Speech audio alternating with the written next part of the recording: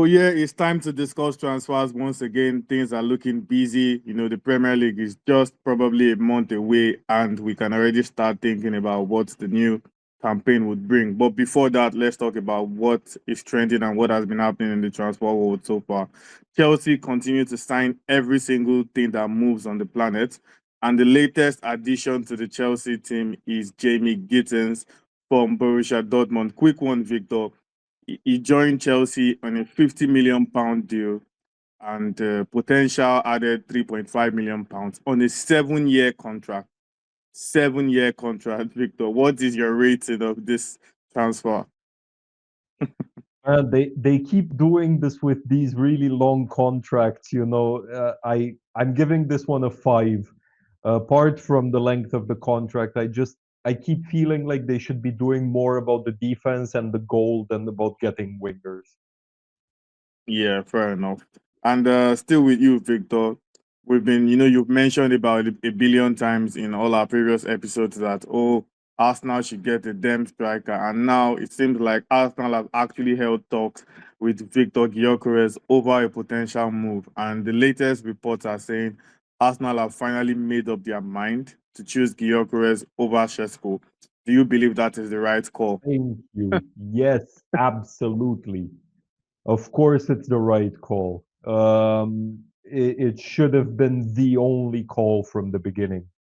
But let's see how this one goes, because from finally holding some talks to actually completing the transfer, this one's honestly one that I'll only believe when I truly see it confirmed. Yeah, fair enough. I mean, with Arsenal, you never know what to expect. Anyways, moving over to West London, Max.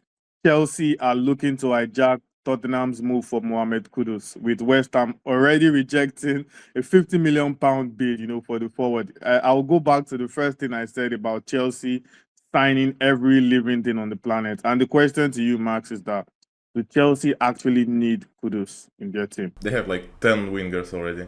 And they also got punished from PSR just a couple of days ago. I don't know what they're planning to do. Probably been relegated to Championship and then got 150 points or so. But it's definitely not the move for them. It's exactly what I was saying about wingers. I think their mascot next season should be a damned well. Solid on the sides, hollow in the middle. Wow, that's intense for Chelsea, man. And then moving on, Al Nassr are actually chasing a deal to sign Gabriel Martinelli. Arsenal are actually not looking to sell, but the Saudi side are looking at the potential £73 million bid. Victor, in your opinion, should Arsenal keep or sell? For this sort of money, I mean, take it with both hands. Come on. He's obviously not exactly in Arteta's good graces, and for 73 mil, it's just a no-brainer to sell him. Yeah, fair enough.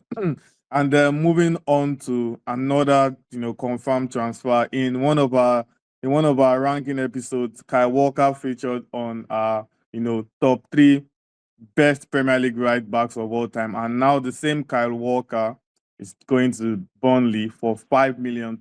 Max, what is your rating of this transfer? I mean, actually, it's quite a good move for both sides. Because Burnley obviously needed the right back. And if you can take Kyle Walker, even in not his best form, I'd say, for 5 mil, it's definitely a perfect move for them. So I'd rate that probably even 9 for me at least, because he's definitely gonna show some good stuff, and for 5 mil, it's a perfect signing. Yeah, fair enough. I mean, I think based on his physical limitations at the moment, suits Burnley for now because he has lost the space. He suits Burnley for now, and he will bring that, experience and winning mentality to them. So it's a win-win experience win-win situation rather for both sides, in my opinion. And moving on to Manchester United, Barcelona are expected to open talks with Manchester United over a move for Marcus Rashford. I remember when we first spoke about this happening in one of our episodes, and the consensus was that Barca would not have the funds, to do that. But after missing out on Nico Williams, it seems like they do have the funds to do that. And Rashford is even willing to pay cut to make it happen. Victor, do you think this move makes sense for all parties involved? Yeah, I think it would be good. Obviously, United don't want Rashford anymore for whatever stupid reason, and Rashford obviously doesn't want United anymore because understandable. I just keep thinking that those economic levers are rather slot machine levers that Barcelona are playing with because I really don't get where the hell they get their money from. If they can swing it, it's a good move, but 40 mil is 40 mil, and I still have my doubts on that. Yeah, fair enough. Fair enough. And moving on, Max. And this one is about Arsenal and Chelsea once again. Is there an obsession for Arsenal and Chelsea players? Because the Arsenal have now agreed terms with Noni Madueke ahead of a potential move. In fact, just before we upped on this call, Fabrizio Romano just posted that Arsenal are expected to send an official bid, meaning Arsenal are probably going to sign him after already signing Kepa. For context, Arsenal have signed a Chelsea player in 6 out of the last 7 seasons. So, Max, what is the obsession with Arsenal and Chelsea players, in your opinion? I don't know. I mean, Chelsea signed a lot of players. Most of them are trashy, and for some reason Arsenal signed them and probably think, okay, he didn't do well in Chelsea, he will do better in Arsenal, and then they flop once again, and you just get it to the garbage, to Championship or so. I mean, signing Madueke is definitely not a move for Arsenal because you already have Saka, and this is even not the best variant of backup winger, so I'd say this is a no-brainer move. I mean, if you don't know what to do with 40 million, give it out, start a charity, do something. But 40 million for Madueke is a questionable offense, in my opinion. Very questionable, man. Yeah, but the worst thing about it is that it might actually jeopardize them trying to sign Nwaneri to a new contract. The kid Exactly. wants assurances about playing time, and they're buying another right winger. It makes no sense for them. Exactly. Well, that's Arsenal for you these days.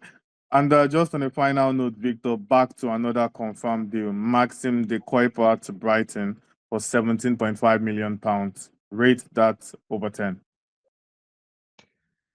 The lad's a left back, so I would say it's either going to be 4 out of 10 or 8 out of 10. It all depends on if they keep Estupinian. If they keep him, they just blew a huge chunk of their transfer budget on a bench warmer. On the other hand, let's face it, Brighton, when it comes to transfers, are usually smarter than that. So I think there's rather fire to the smoke of Estupinian leaving. Yeah, fair enough. And knowing Brighton and their model, this guy is probably going to be a world beater and they will sell him in 2, 3 seasons for £80 million, stuff like Exactly. that. But yeah, that's all we have today in our transfer discussion. It was a nice one. And I'm sure before our next episode, there will be more confirmed deals and there will be latest development. And we at TPL News will be sure to get on the top of everything.